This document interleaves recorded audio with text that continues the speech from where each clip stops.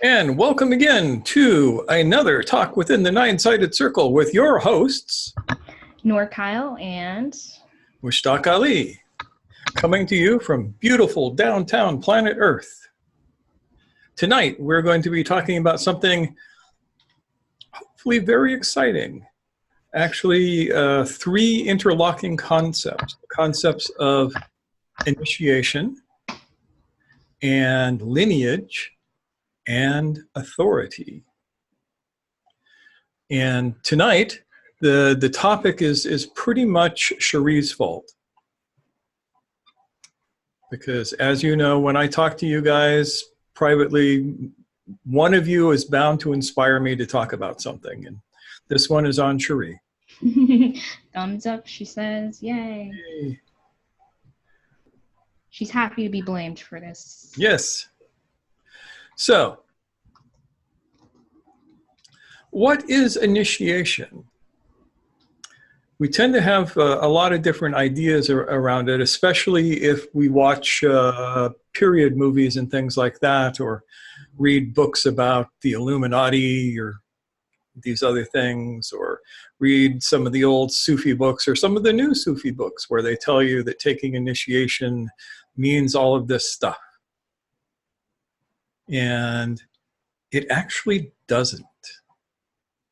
I'm going to be very heretical tonight and tell you that the initiations that are done amongst a lot of Sufi orders, amongst a lot of mystical brotherhoods and sisterhoods and all of this kind of stuff are not what it's all about.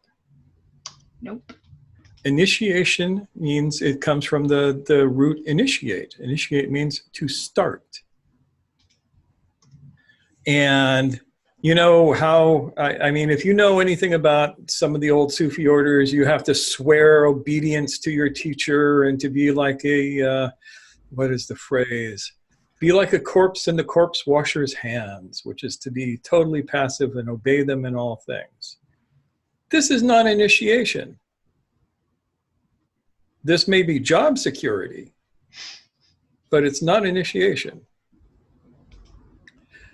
What initiation really is, and this is the straight poop here, what initiation really is the student gives permission, gives explicit permission.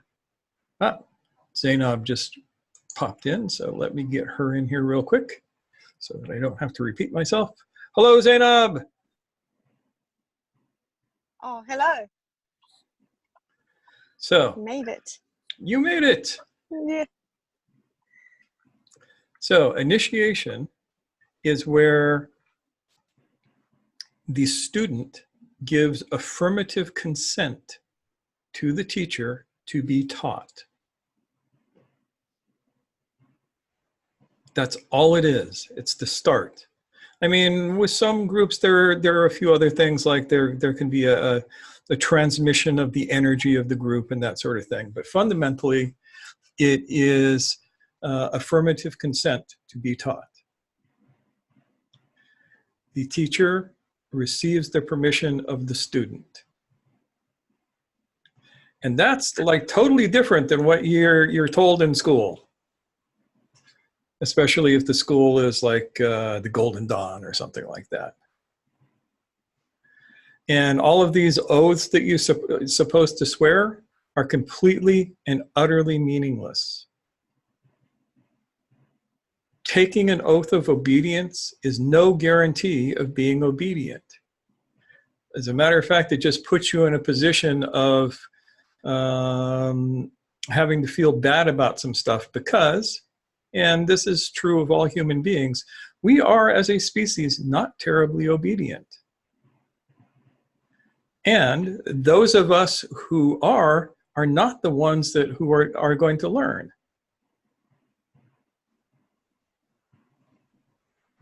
Here's a radical thought. Of all of the angels, or all of the jinn, depending on who you want to listen to as to who is what, which one was the one who learned the most?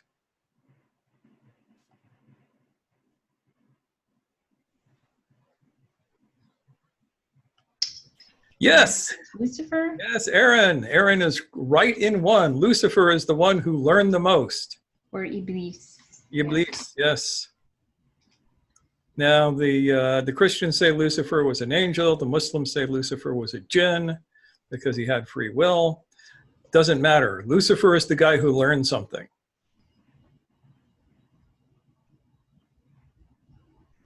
And maybe he didn't like the lesson all that much, but he learned something. Which is kind of why Sufis like Lucifer as a metaphor.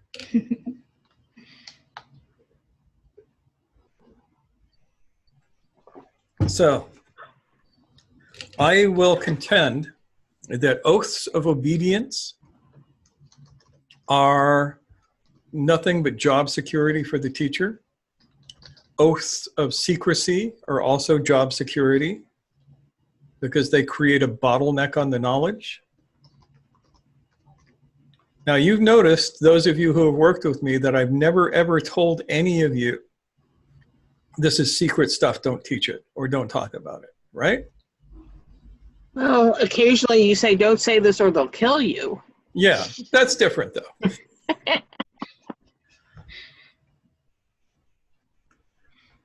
Yeah, you got to choose your audience wisely, that's for sure. Yep. And as a matter of fact, my stance is to do the exact opposite. And when somebody gets enthusiastic about teaching something that I've passed to them, my particular stance is I should support them in that, assuming that they're at the point where they can effectively teach it. Mm-hmm. Yep. And so, in true initiation, there are no oaths of obedience, and there are no oaths of secrecy. That's a radical departure. For those of you who are not familiar with the museum Sufis and how they do things, It's a thing. it's a thing, yeah. Very traditional. But the fact of the matter is that the teaching protects itself. The teaching does not need me or you or Noor or anybody to protect it.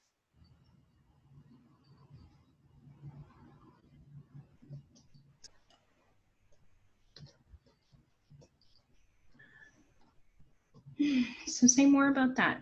I'm curious what you mean by that. Let's say you have decided that you are going to teach the breath work that I have taught you guys. Mm-hmm. And you come to me and say, I want to teach the breath work. And I say, you know, you haven't quite got it down yet. Would you wait just a little while longer and do a little bit more practice until I'm comfortable with how you're doing? And you say, no, I got to teach it now. And so I go, okay. And you end up hurting yourself because you don't know what you're doing. Yeah. Yeah. So it's for your benefit and the other person's to kind of take your time. Yeah. And not rush into that. And when you teach other people, they end up hurting themselves and you ruin your reputation and nobody wants to talk to you and you end up in the gutter and you're homeless and sitting out somewhere in a cardboard box with a little sign saying, "Well, be a mystic for food." You know? Yeah. So none of that. So none of that. So when you give a teacher permission to teach you, there is a contract. And the contract is you learn, they teach, and you pay attention to what they say. Now, Kyle and I have a traditional Sufi relationship to a certain extent, though I have never made her swear obedience to me because I know it would be a fruitless effort. Mm. As a matter of fact, I think if I were to have her take an oath, it would be an oath of disobedience. I was going to say he plays tricks on me. Yes. But over the years, and it's been some time now, we've been working together for quite a while, I have given her suggestions. I have given her strong suggestions. I've given her instructions, but I think in all of the time we have worked together, I have only ever given her an order once. Once or twice, and those were in very specific situations where I was bound to do something that was going to hurt me. Yes. And because I don't go around doing that all the time, she is liable to listen to me. Yep.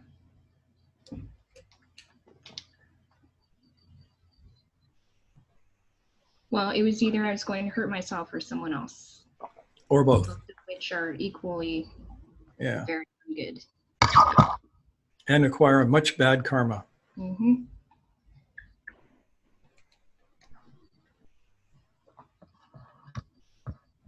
And contrary to popular practice, she actually listened. Well, that's why we're a good fit as teacher and student, because I respect him enough to know that he's a good, he's a good teacher for me. It looks like, there I am.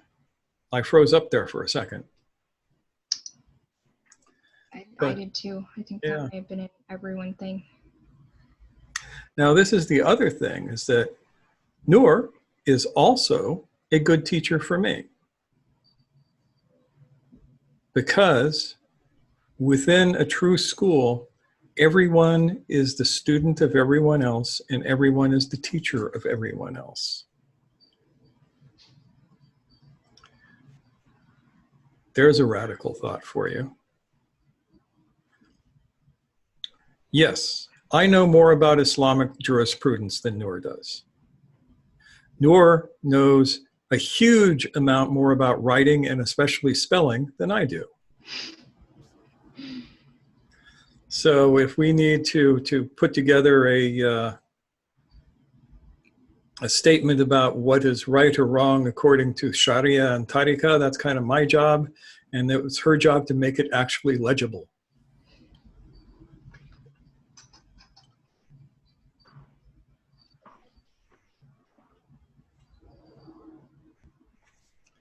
So, this is the first idea, the idea of initiation, to start.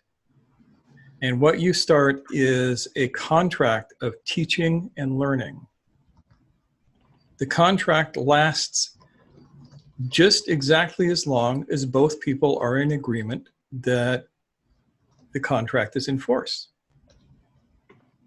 You cannot extract a promise from somebody to always be a loyal student to you. As a matter of fact, I will put out to you that real teachers do not want loyal students. What they want is students who are willing to become equals, to become partners rather than students.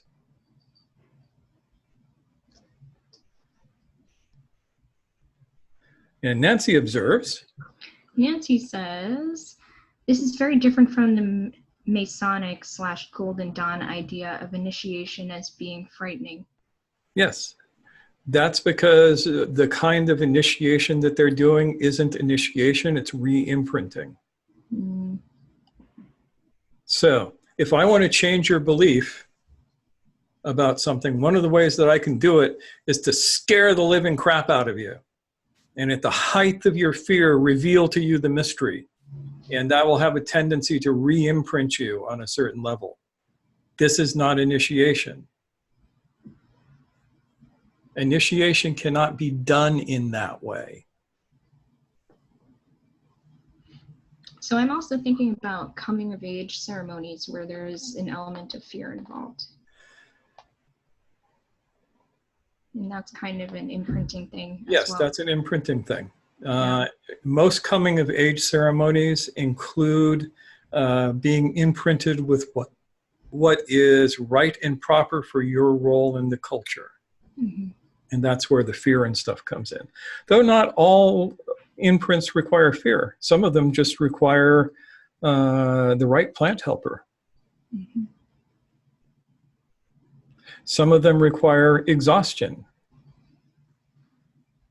Amongst the Apaches, the most important ceremony that they have is the girl's puberty rite. And there is one point in the ceremony where the girl who is going through it dances all night long. And it puts her into a very, very deeply altered state where she can transcend herself. And that's all imprinting. This is not what we're talking about. I'm talking about an initiation that does not re-imprint you.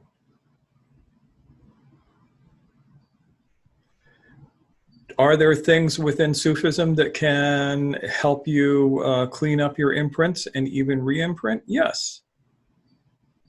But the initiation should not be one of those, because a true initiation is a conscious choice. Mm-hmm. And re-imprinting is not a conscious choice.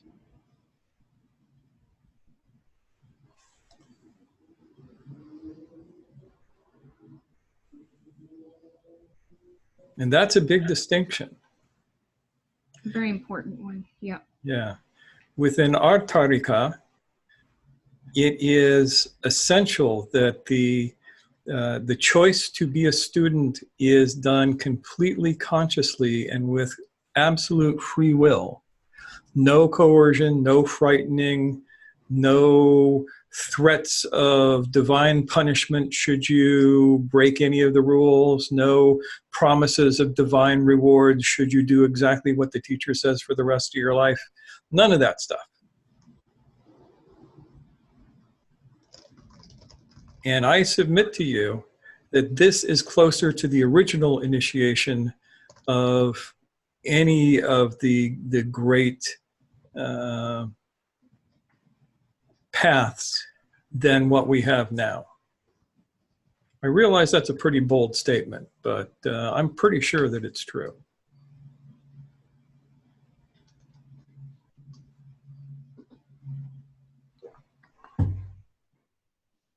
Ah, there's David. David, you and your iPhone made it.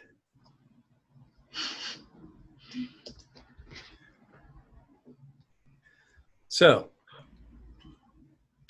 now there is, at least amongst certain Sufi groups, what is called the transmission of barakah.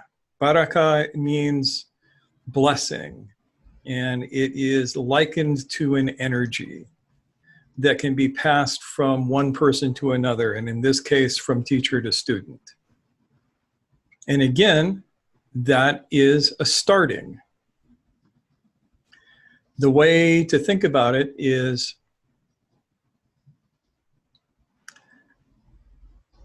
so, anybody here bake sourdough bread?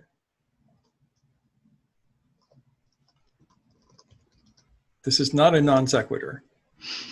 Probably nobody. Okay, so sourdough bread is a bread that is made from usually wheat. It could be rye, could be any number of grains. And instead of just using yeast in it, you use what's known as sourdough starter. Now, sourdough starter is a living organism, or a colony of living organisms, that include both yeasts and bacteria living in a medium of flour and water. And some sourdough starters are hundreds of years old, because as long as you keep feeding it and making bread, taking pieces off, adding fresh food, the sourdough starter can theoretically live forever. So, every Sufi is a sourdough starter. And under certain circumstances, they can break off a piece of that starter and inoculate another student or a student with it, which causes the leavening process to begin to happen in them. This is the other level of initiation. This is much more esoteric and mystical. Mushtaq. Yes. With this one, is the baraka influenced by the person consciously choosing? So if you consciously choose, is it a better transference of the baraka? Yes. Yes. As a matter of fact, with this, you have to consciously choose it. You have to allow yourself to be open to it. Otherwise, it doesn't work. You know, who wants to go where they're not wanted?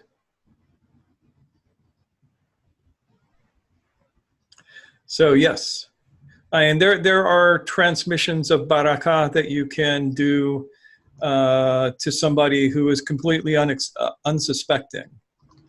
But that is reserved for very highly developed people, and often has to do with healing somebody, or making a specific effect on the world that it needs. Fortunately, not my job.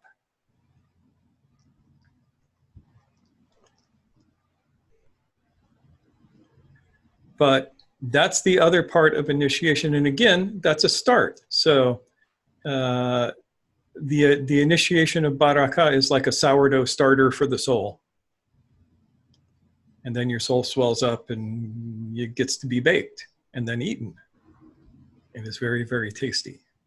I was just thinking, I'd love some sourdough now. Yeah. World's best bread.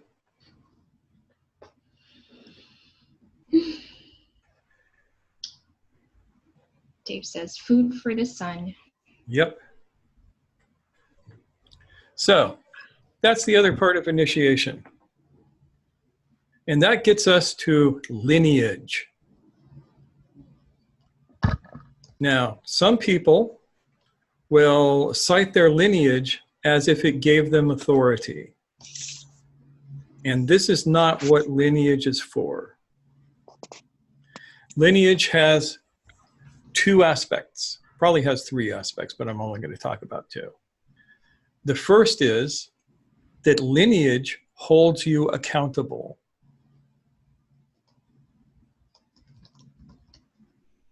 Let me repeat that.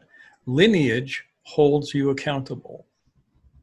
I am accountable to my teachers. I am accountable to the people who are above me in my lineage. And I have to answer to them. Fortunately, I haven't made any horrible mistakes lately, so I have that going for me. But lineage is accountability. So Noor is, for instance, in my lineage, and therefore her actions as my representative I can hold her accountable for those. Mm-hmm.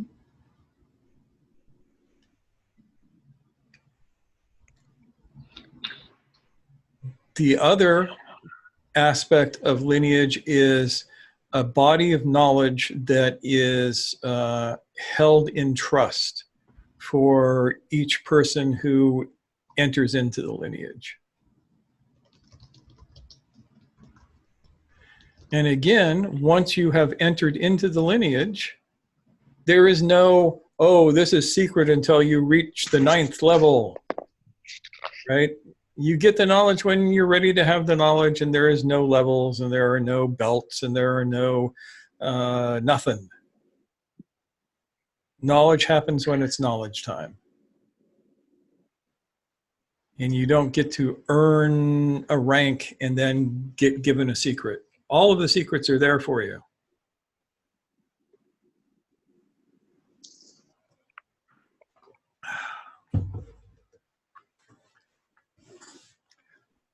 So that's lineage in a nutshell. Any questions on that?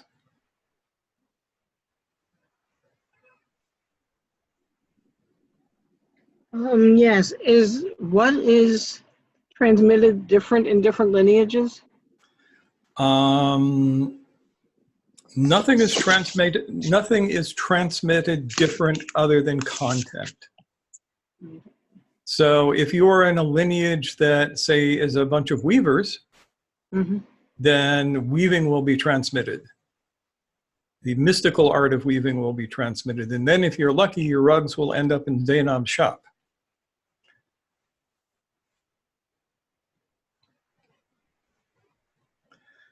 Yeah. Our lineage does specific things. You will note that there's a lot of physicality in our lineage. And that is part of the nature of what we do. And so that gets transmitted to all of the people within it. How do you know that you're within the lineage? Are you learning from Noor? Are you learning from me? If the answer is yes, then you're in the lineage. Can you leave the lineage? Of course you can. You have free will, should you ever find it. And again, there are no oaths. You do not have to swear undying loyalty to a lineage. You step into it, and it's your job to strengthen that connection over time. But it's there. So if you are learning from me, if you are learning from Noor, you are partaking in our lineage. So now you must swear undying loyalty. Bow down. Yep.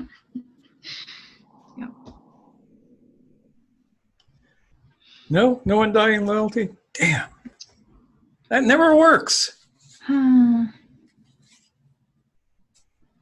Maybe another Sunday. Maybe another Sunday, yeah.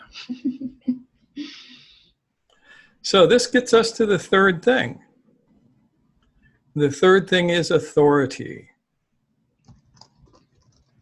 From where does a teacher derive their authority? I'll give you a hint. Americans should be able to answer this if you graduated high school.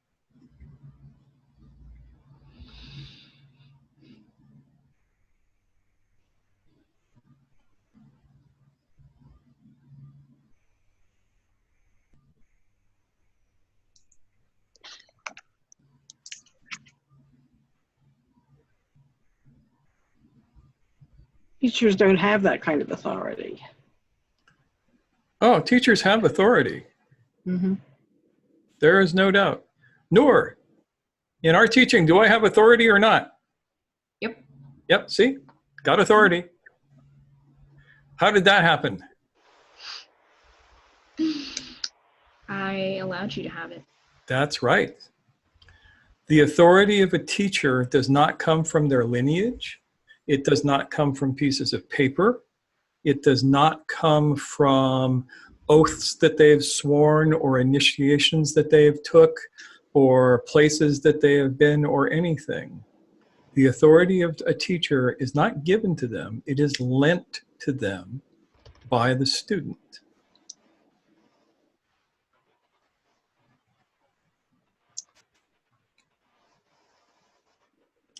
And it is there only so long as the student allows it to be there. And this is one of the things that if you say this too loud and in the wrong places, you get burned at the stake. So be careful with this one. Because this is basically saying that most of the claims of many of the spiritual teachers out there are entirely hogwash. Just because some discarnate entity comes and tells them stuff that sounds cool does not give them authority. Just because they are in the line of initiation of some great sheikh somewhere does not give them authority. just because they have a direct connection to the secret masters, the 9 unknown men high in the Himalayas, it does not give them authority. The only authority that any teacher anywhere ever has over anything or anyone other than themselves inside their own skin is granted to them as a loan from their students, and must be treated as such in order for somebody to be a real teacher. If you meet somebody who assumes that they have an intrinsic right to authority over you, I suggest that you might not want to listen to them. Just a thought. Yeah, none of this divine right stuff. Yep. There is no divine right of kings. There is no divine right of teachers. Maybe in the days of the prophets, this was different. And maybe the prophets had intrinsic authority over the people who they were sent to. But the days of the prophets are gone. There are no more prophets. God got fed up. Yeah, it's sort of like, here's God, and he's like, I've been mailing you every generation for like 10,000 years now, and you never reply. So I'm just going to quit. You know, if you don't reply to somebody's emails, they stop emailing you. Mr. Keem says, should the grant of authority from student need to be spoken or written as a contract? No, it does not. The grant of authority is done within the heart of the student. That is the only place that matters. There is no piece of paper that matters. There is no words that matter.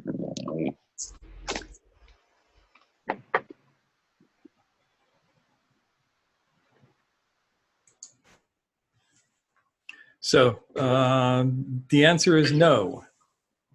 It does not need to be spoken.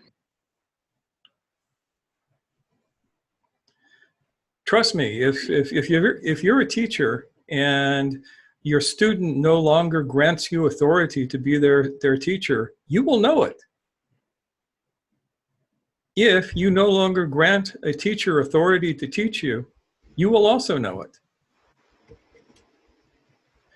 And I've had this experience several times in my life where I have gone, you know, it's been fun, but you are no longer my teacher. Thanks for all the fun times.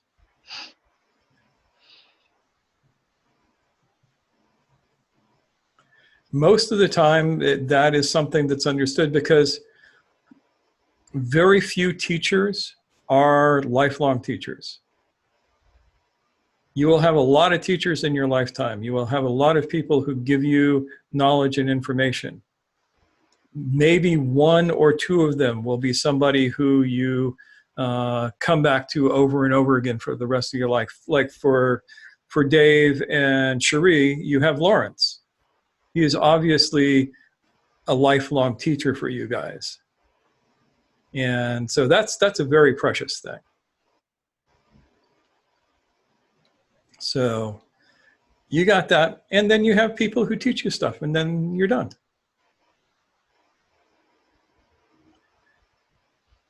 But no teacher has any other authority than that which is granted to them as a temporary loan or as a permanent loan by their student. And the only place where that contract exists is in the heart of the student and the teacher.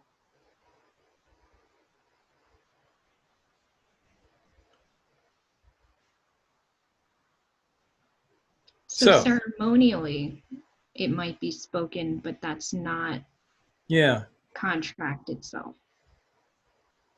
Yeah, fortunately, our Tarika, being an old one, doesn't have a lot of really fancy ceremonies. And we don't look at the ceremonial part as being the most important part of what we do. most of the time. You know, it's like I have my proper Sufi clothes, you know, my khirka, my coat, the hat, all of the groovy things. I haven't worn them in 20 years or more because it's that rare that we're involved in ceremonies that require them.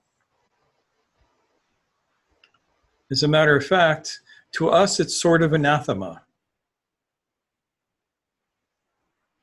Because when you wear the funny clothes,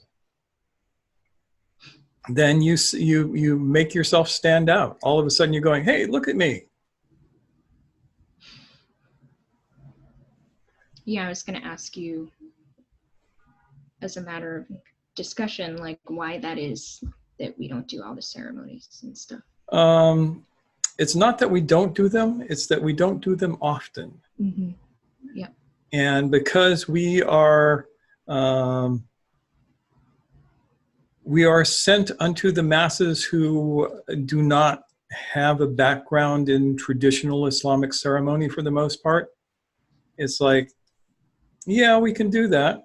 We could spend months and years teaching them how to do those ceremonies, or we could teach them the really good stuff.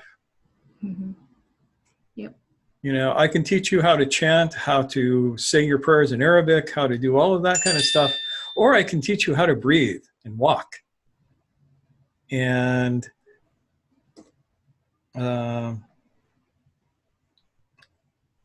I believe that teaching you that kind of stuff is more important.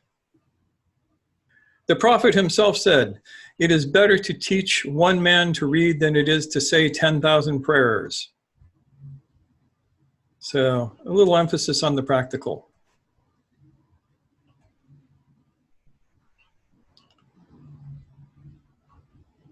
Thoughts? This is the time, this is like our last 10, 15 minutes where you get to ask me questions and I get to desperately try and make up answers.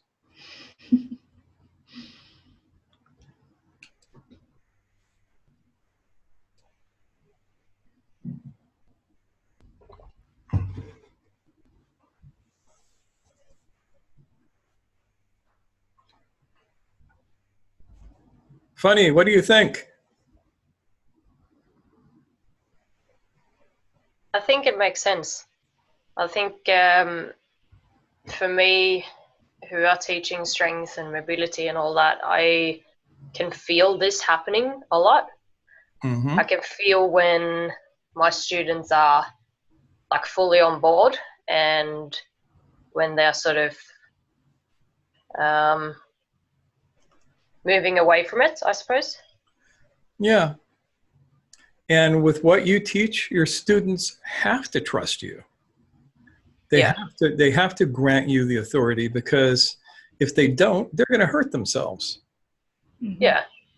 And it's interesting because obviously people have their ways of selling and getting people on board and such, and I've really tried to move away from that whole salesy and scarcity methods and that sort of thing, because it simply doesn't feel good, and you get people on board for the wrong reasons, and there is actually not that connection from the start, so it's not starting off well. Yeah. And I think we would relate to that as you know, something that we don't desire to do. Yeah. My friend Steve is always encouraging me to step up the modern advertising way of gathering lots and lots of students, and I am always resistant to it, because I would rather have the 10 right students than 100 students that just came because I manipulated their opinions. Yeah.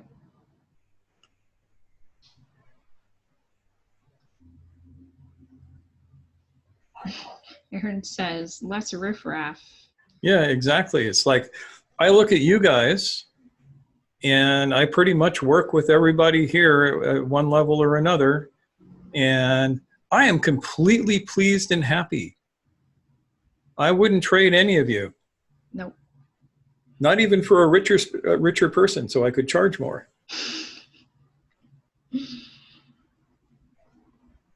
So that is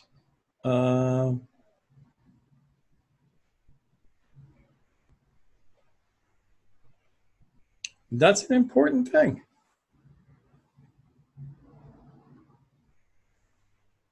Yep. My teacher used to stress that you only work with the people who are yours.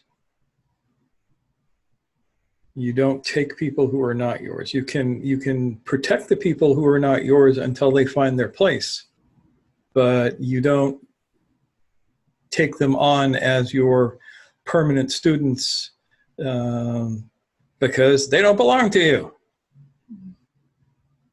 And you know when they do. It's like, Noor belongs to me in that sense. In the sense that she is definitely my student. I am definitely her student.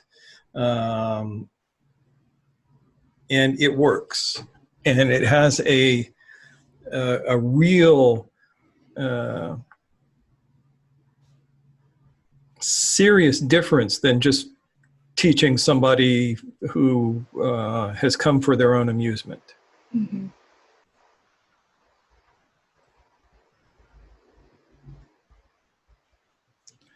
Qualitative difference.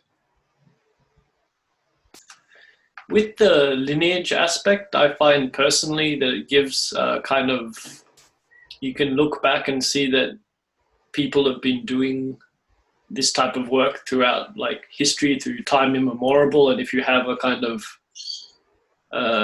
slightly darker period, you can look back and then all of the people in the lineage had the same period and they progressed and they kept going. So it's a like motivational, but not in a kind of naff way, motivational in a proper, deeper sense way. Yeah, and that goes to the lineage is knowledge.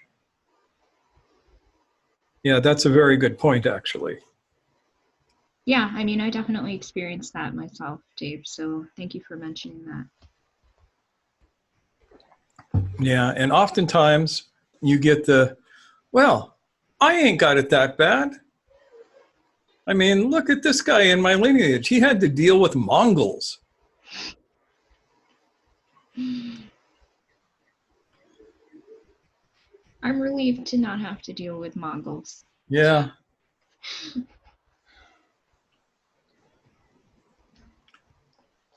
Yep, it's hard to top that. That's true, Aaron.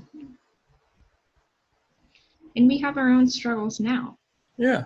And we just have to take courage from what other people have been through and see. Yeah, a couple hundred years from now, though, our great grand students are going to be looking back and going, we ain't got it so bad. Those guys had to deal with Donald Trump. Yeah. I say that out loud. Etc. Yep. Yeah. Oh, well.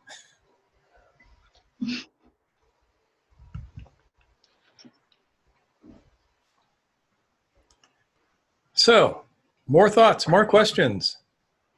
Ask me things. Ask Nora things. She knows stuff.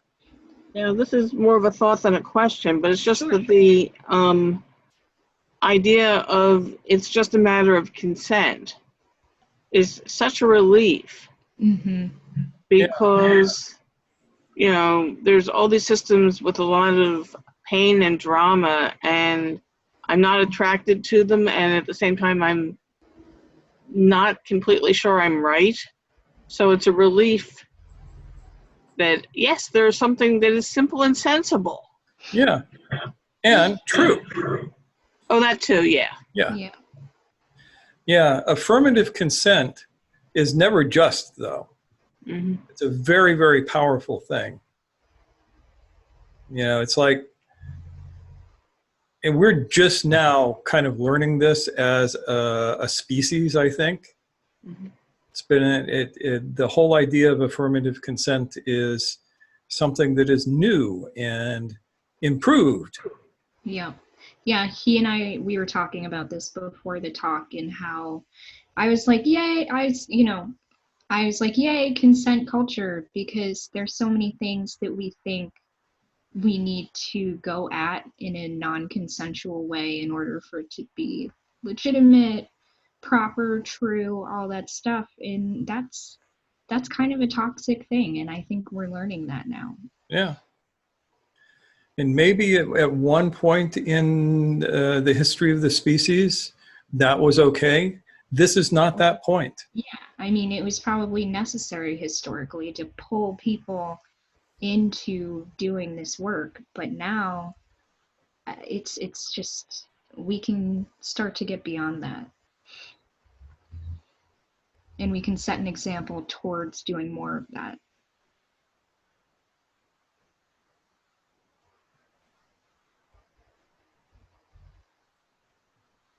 So it's very important. And yeah, I'm glad that you mentioned that, Nancy. Yep. Thanks.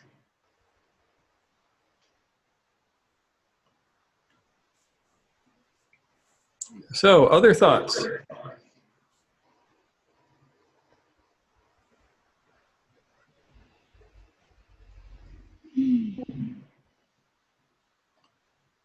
Yes, Kyle? I guess my thought was, I think initiation can be, this is what just came up now, you know. Okay. I think initiation can be scary because it means inviting change. Let's say that. Let's say it means inviting change. And that can be terrifying. That is a very true statement. Yeah. But the key there is that you're inviting change. And that can be a hard choice to make, but yeah, basically you're saying, give me some of that sourdough starter, and then you're swallowing it. Let's see what happens. Yeah. It's definitely, trust is really important. It's very relevant to pursuing initiation in this affirmative consent sort of way. Taking the red pill in the best sense there. Yeah. Yep. Yep. And as I have pointed out on more than one occasion, most people who think that they've taken the red pill have merely gotten some bad acid. Mm-hmm. So make sure you get the right red pill. It's the red pill, not the brown pill. Aaron says, seen that. Yeah, I think we've all seen a bit of that. It's tough.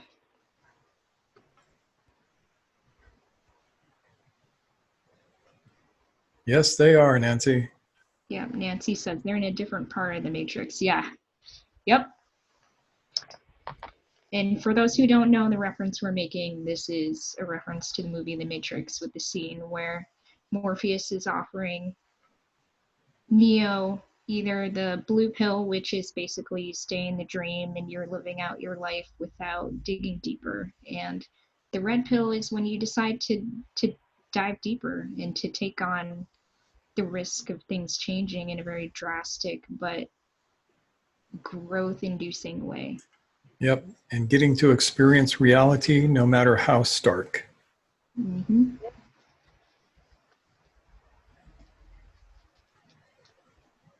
I think for me, if I can cut in for a second, Yeah. The other aspect of the lineage is going in the opposite direction. So personal kind of proclivity to take the red pill notwithstanding, I also do it because I want my daughter's children to have a world that's worth living in. Mm-hmm. Yeah. I love that. And so you have to, like, what you do and how you do your stuff and who you learn from is very important, echoing into the future. So there's that aspect to it that I take into account. Mm-hmm. Yep. When we make a Khalifa, which is somebody who has graduated to the point where they can be a teacher, one of the things that we tell them is that we are your lineage and you are the reason that we exist. And it relates to that. Gets me a little teary just thinking about it. Yep. Yeah.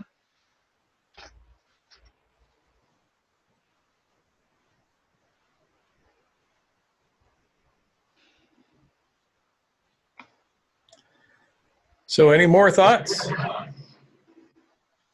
Come on, guys, don't make me work too hard.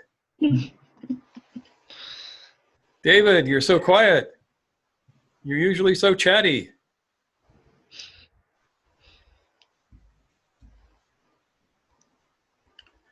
He's not falling for it, is he? No. Damn it. I think he's messing with his settings.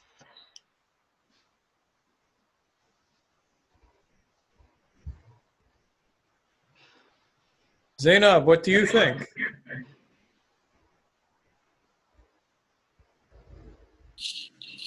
I had the feeling you're going to ask me now.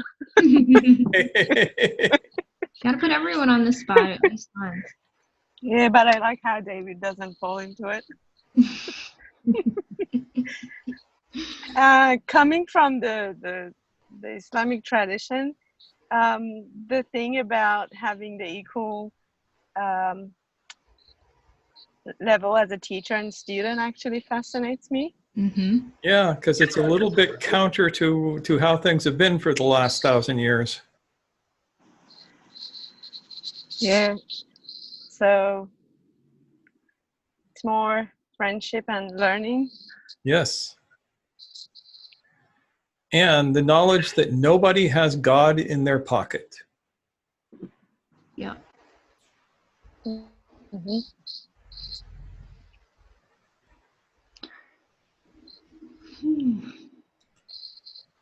Fani has a thought. Yes.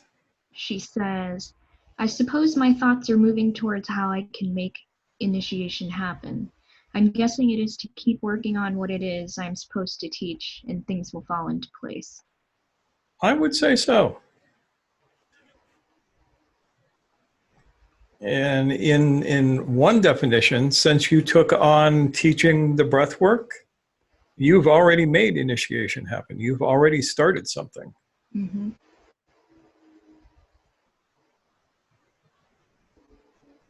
She says, yep. That's cool. And you notice that it had to have been the absolute perfect right time for it, because there was no impediment to you doing that.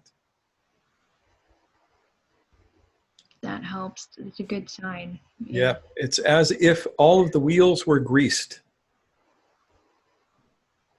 Mm.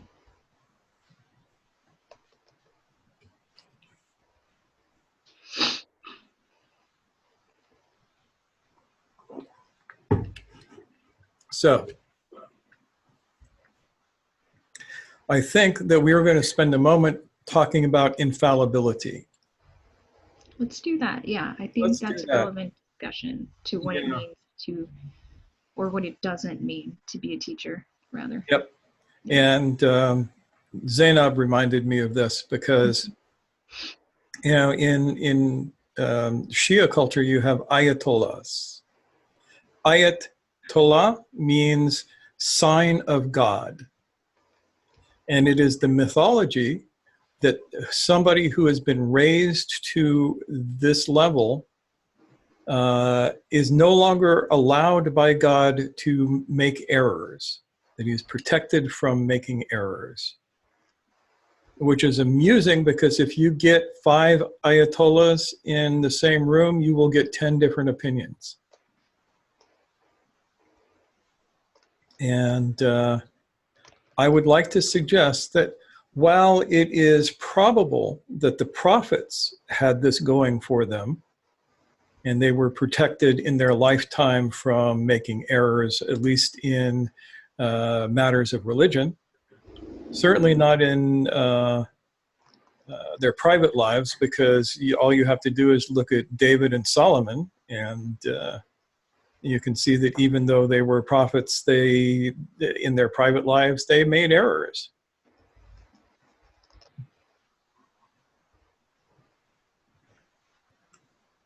So my contention is that at this time, There is no such thing as an infallible being.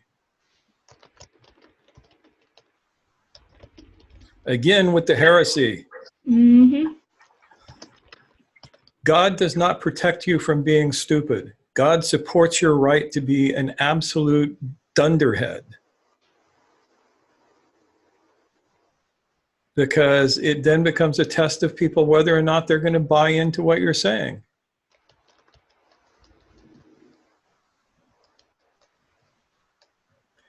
And both Shia and Sunni have their own versions of this. You know, you're supposed to follow a particular alim and, you know, trust his words and all of that, which goes counter to what the Prophet actually said.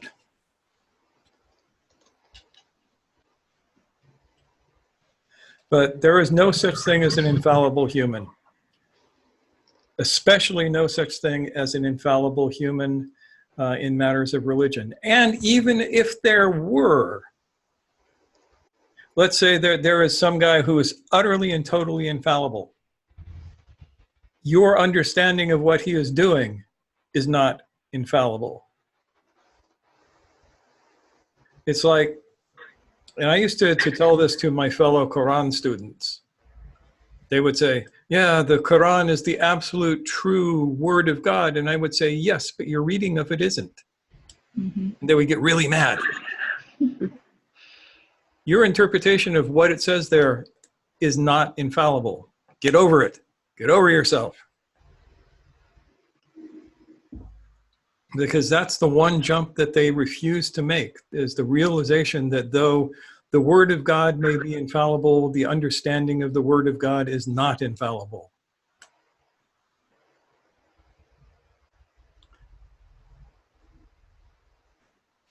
And the idea that God is going to protect somebody from making mistakes about it is just propaganda that somebody came up with. It's advertising copy.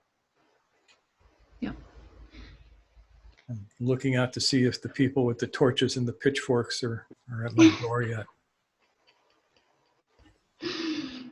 And this again goes to authority.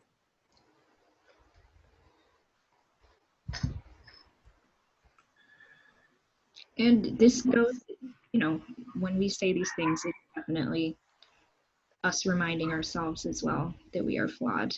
Yeah, and in fact, I am not infallible, so there might be somebody out there who is totally infallible, and I'm saying that he doesn't exist. It's a paradox.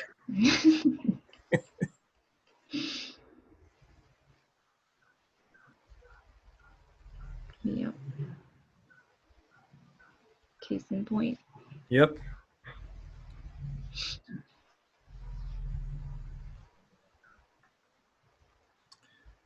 So, any more thoughts? Have I tipped enough sacred cows for the night? Poor cows. Yeah, the sacred cows, they're always getting tipped.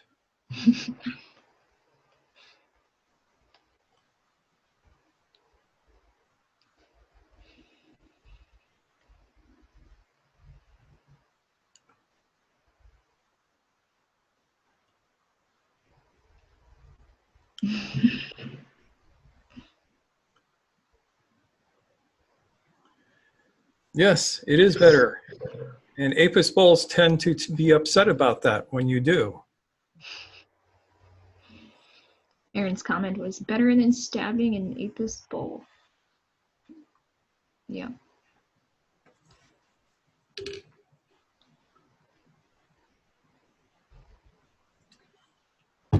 For those of you who don't know what cow tipping is, it is a mythical pastime of southwestern peoples, because cows, when they sleep with their legs locked.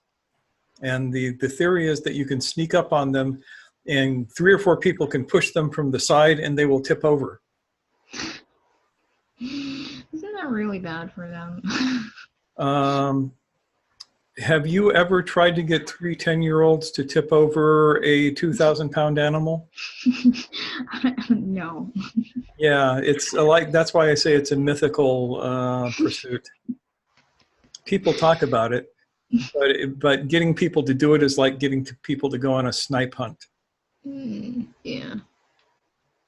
No cow tipping. No real cow tipping. Sacred cow tipping, though. Sacred cow tipping is Plenty good. of that. All day, every day. More of that. So, any more thoughts, questions? Is this at all useful for you? Help me calibrate myself to make sure I'm giving you guys decent talks.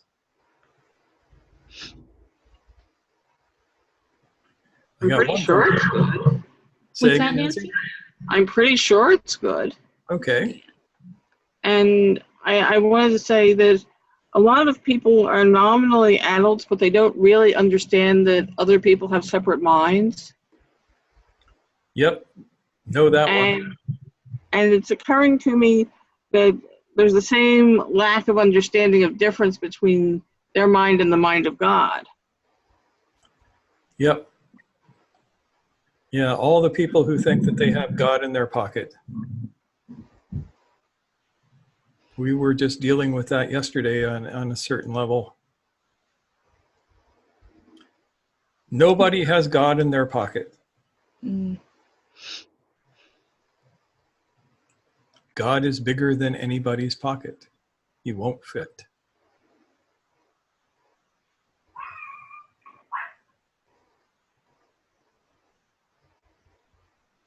Well, Connie says this talk helped her today.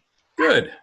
And I think it's worth saying that the stuff we're saying about Sufi lineage, spiritual practice, all that stuff, I feel like this thing about bestowing authority goes for political figures, it goes for academic teachers. It's something to keep in mind in all, any field we could probably think of. Work.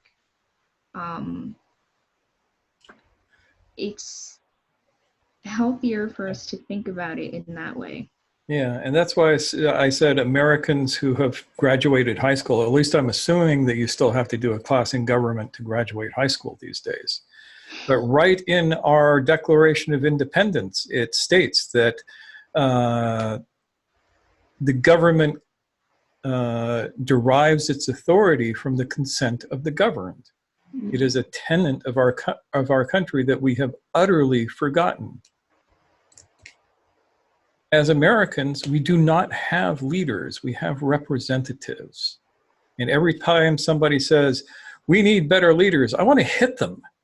Well, that's the ideal, Yeah, that's the truth, and we're living a lie. Yeah.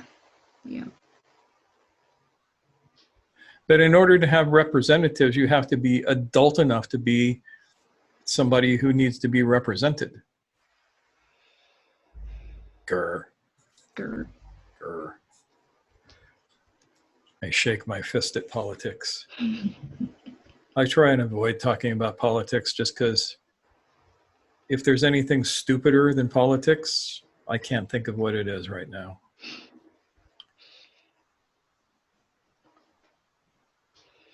An unfunny clown car. But enough of that. So if nobody has any more questions, you know what time it is. I have a question. Wait. Give me a question. Yeah. So it seems like the three form a tripod support. Yes. So if you take initiation and authority together, you can go, well, it's all whatever. I'll initiate myself and just start teaching whatever I feel like. Yep. So in a way, the lineage aspect, although it's being seen as more fluid than traditionally interpreted, also provides the kind of safety net for people not just creating, and it's happening a lot, just whatever they think is their interpretation of a thing and off it goes. So the three seem to work very nicely together if interpreted correctly. Exactly right. That's why we keep you around, Dave. Yeah, it helps manage the ego stuff that gets inevitably intertwined in teaching work and all that stuff. More thoughts and questions?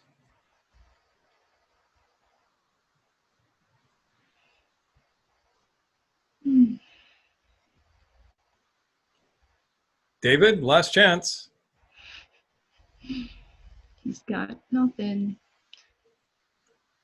It's going up. I just want to make a quick comment. Yeah, Yes. this is very, very helpful talk to put all those three things together, but it's also made me look at the bigger picture of relationships and how I am responsible for the authority that I have given to all those different interactions with people. You know, you can say it's your teacher, you could say it's another therapist, someone you're learning a skill from, even your partner.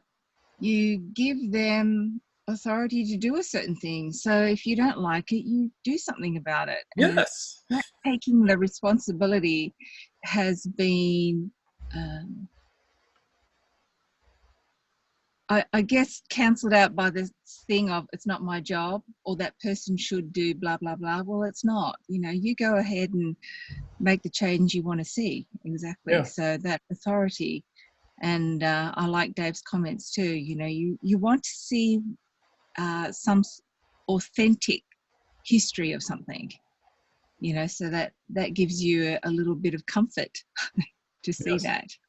Context, comfort, Yeah, but I've been working on more on relationship this weekend with a small boy, you know, and how he's responsible for things that have unfolded, and he got it, and it was just really lovely. But it's that we also gave him a certain leeway to do something, and it went pear-shaped.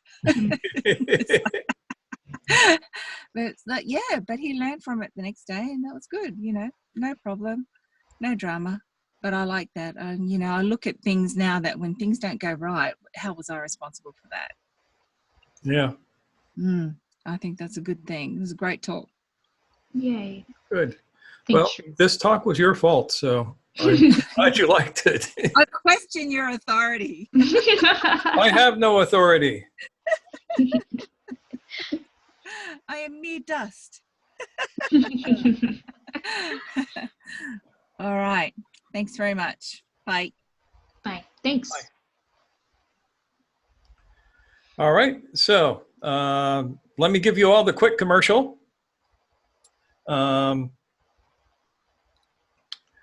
As usual, we are running our perpetual special.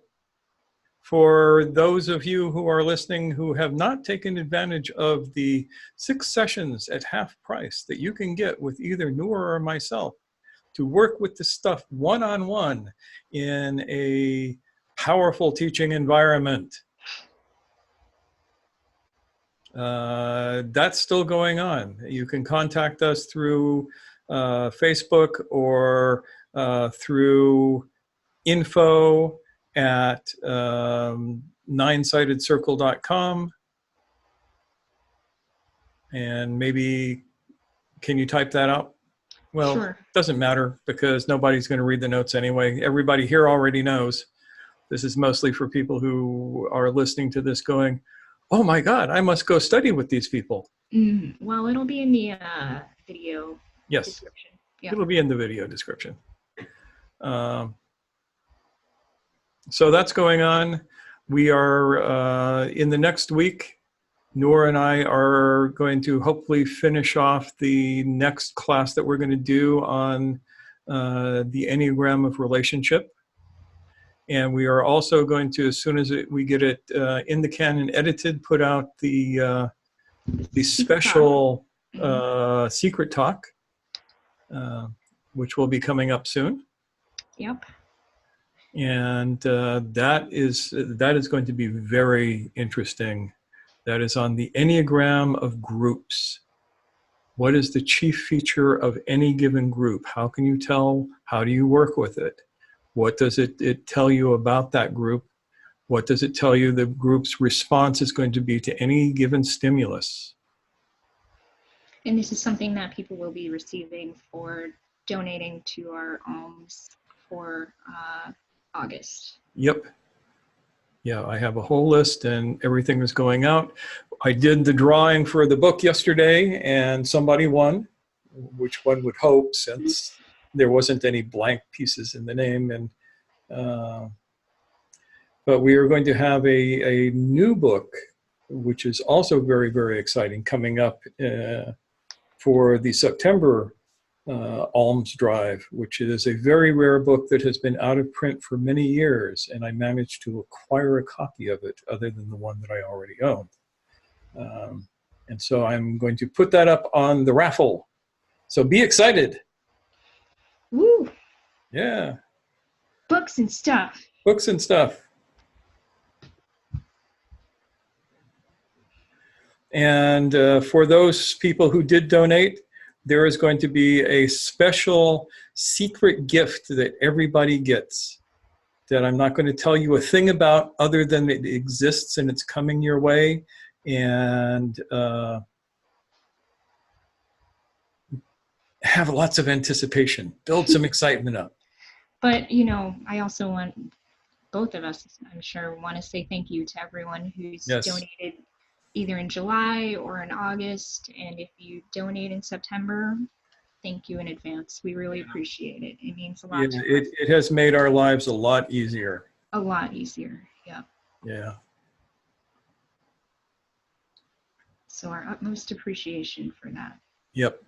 And our thanks and our gratitude. Yes. Have I left out any other synonyms? Can't think of any right now yet. Okay, good. Cool. All right then. Yeah, I guess I'm going to say again. I think that about wraps it up. Yeah. Yep, it does. So I'm going to stop the recording and thank you all for coming, and we'll be back next week.